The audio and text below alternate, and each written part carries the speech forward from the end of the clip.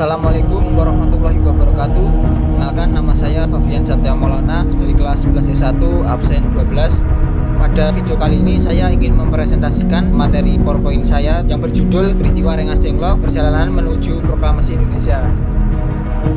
Peristiwa Rengas Dengklok terjadi karena adanya perbedaan pendapat antara golongan muda dan golongan tua menjelang kemerdekaan Indonesia pada Agustus 1945. Kekalahan Jepang dalam Perang Dunia II menciptakan kekosongan kekuasaan di Indonesia. Golongan muda ingin segera memproklamasikan kemerdekaan tanpa campur tangan Jepang, sementara golongan tua bersikap lebih hati-hati dan ingin menunggu sidang PPKI. Karena khawatir kemerdekaan akan terhambat, para pemuda membawa Soekarno dan Hatta ke Rengas Dengklok pada 16 Agustus 1945 agar mereka segera menyatakan kemerdekaan Indonesia. Berikut adalah tokoh-tokoh yang terlibat dalam peristiwa Rengas Dengklok. Tokoh-tokoh tersebut dibagi menjadi dua. Yang pertama ada golongan muda yang terdiri atas Sukarni, Wikana, Khairul Saleh, Sayuti Melik, dan Yusuf Kunto, serta golongan tua yang terdiri dari Soekarno, Muhammad Hatta, dan Ahmad Subarjo.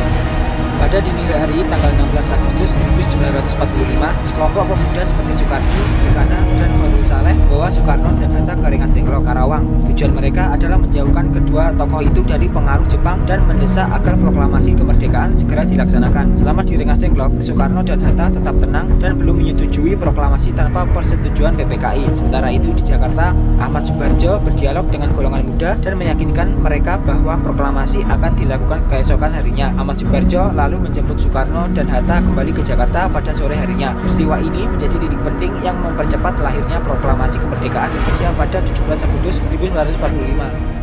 Setelah Soekarno dan Hatta diculik ke Rengas Dengklok, Soekarno di hadapan Soedanko Singgi memutuskan untuk bersedia mengadakan proklamasi setelah ia kembali ke Jakarta. Golongan tua dan golongan muda pun menyepakati keputusan bahwa proklamasi kemerdekaan harus dilakukan di Jakarta oleh Soekarno esok harinya. Ahmad Subarjo rela menaruhkan nyawanya dengan menjemput Soekarno dan Hatta untuk kembali ke Jakarta dan menjamin proklamasi kemerdekaan terselenggarakan. Keesokan harinya, tepat pada tanggal 17 Agustus 1945 pukul 10 WIB, pernyataan proklamasi dikumandangkan dengan teks proklamasi kemerdekaan Indonesia yang diketik oleh Sayuti Melik menggunakan mesin ketik yang dipinjam, tepat sebetulnya diambil dari kantor Kepala Perwakilan Kriegsmarine Mayor Laut Dr. Herman Kandeler. Pada waktu itu, Soekarno dan Muhammad Hatta, tokoh-tokoh, menginginkan agar proklamasi dilakukan melalui PPKI, sementara golongan pemuda menginginkan agar proklamasi tersebut secepatnya tanpa melalui PPKI yang dianggap sebagai badan buatan Jepang. Selain itu, hal tersebut dilakukan agar Soekarno dan Muhammad Hatta tidak terpengaruh oleh Jepang. Para golongan pemuda khawatir apabila kemerdekaan yang sebenarnya merupakan hasil dari perjuangan bangsa Indonesia menjadi seolah-olah merupakan pemberian dari Jepang. Sebelumnya, golongan muda telah mengadakan suatu penundingan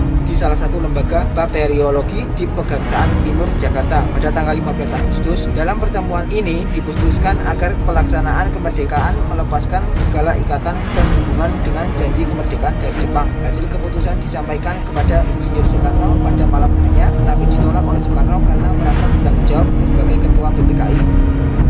Jadi kesimpulan dari presentasi saya kali ini, peristiwa Rengas Dengklok menunjukkan bahwa kemerdekaan harus diperjuangkan dengan keberanian, kedekasan, dan semangat persatuan. Meskipun terjadi perbedaan pandangan antara golongan tua dan muda, keduanya akhirnya bersatu demi tujuan bersama, yaitu kemerdekaan bangsa Indonesia. Peristiwa ini juga mengajarkan bahwa keputusan penting dalam sejarah tidak boleh ditunda dan harus diambil secara mandiri tanpa campur tangan pihak asing.